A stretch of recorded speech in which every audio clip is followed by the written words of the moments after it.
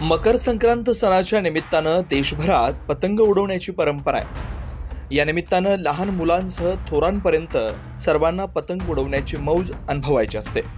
मात्र बदलत्या जीवनशैलीत पतंगबाजीचं रूप हे बदलत गेलं।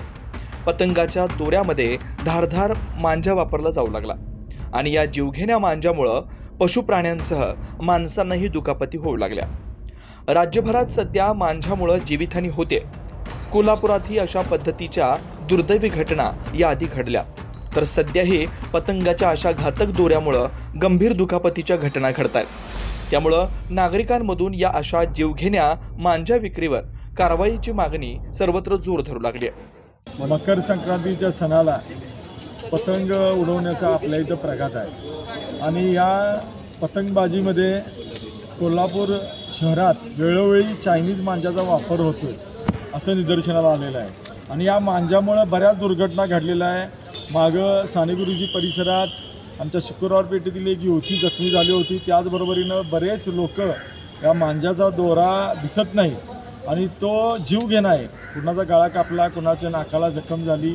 बऱ्याच ठिकाणी महाराष्ट्रात अशा घटना घडल्या यामध्ये लोकांचा जीवितहानी देखील झालेला आहे। त्यामुळं कोल्हापूर महापालिकेनं जे चायनीज मांजाचे विक्रेते आहेत त्यांना चायनीज मांजाच्या विक्रीवर बंदी घालावी आणि याची त्वरित कडक अंमलबजावणी करावी यासाठी महापालिका उपायुक्तांना या ठिकाणी निवेदन देण्यात आलेलं आहे आणि कुठल्याही परिस्थितीत ही चायनीज मांजा या ठिकाणी विक्रीला येऊ नये यासाठी महापालिकेने काळजी घ्यावी। याबाबतच्या नागरिकांच्या मागणीनंतर कोल्हापूर महानगरपालिकेनं देखील कोल्हापुरातील बाजारपेठेत मांजा विक्री होते का याची तपासणी सुरू केली।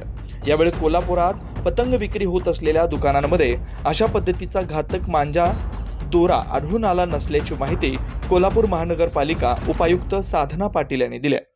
कोल्हापूर महानगरपालिकेच्या वतीने माननीय प्रशासक मंजुलक्ष्मी मॅडम यांच्या सूचनेनुसार कोल्हापूर महापालिका क्षेत्रातील जे पतंग विक्रेते आहेत त्यांच्या दुकानांची परवाना विभागाच्या वतीनं तपासणी करण्यात आली। तसेच अजून ही तपासणी सुरू आहे। त्यामध्ये अद्याप तरी नायलॉन मांजा आढळलेला नाहीये आणि अजूनही आमची त्याबाबत कार्यवाही सुरूच आहे। याच्या आधी पण आम्ही आवाहन केलं होतं नागरिकांना की आपल्याला जरी कळालं की कुठे नायलॉन मांजाची विक्री होत आहे तरी आम्हाला संपर्क करावा। महापालिकेकडून दंडात्मक कार्यवाही त्या लोकांवरती केली जाईल। तसेच आजपर्यंत आपण बघितलेलं आहे की नायलॉन मांजामुळे अनेक गंभीर इजा झालेली आहे लोकांना। कालचा प्रसंग आपण नाशिकचा बघितला तर ते गंभीर आहे, पशु प्राण्यांना देखील इजा होते। तर आमचं नागरिकांना आवाहन करतोय आम्ही की तुम्ही स्वतःहून जर तुम्हाला माहित असेल तर आम्हाला कळवावं किंवा ऑनलाईन वगैरे सुद्धा नायलॉन मांजाची विक्री करू नये।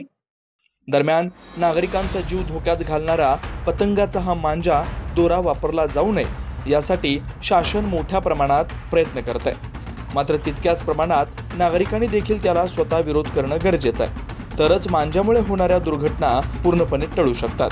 महासत्ता लाईव्ह कोल्हापूर। अशाच ताज्या अपडेटसाठी महासत्ता न्यूजला सबस्क्राईब करा।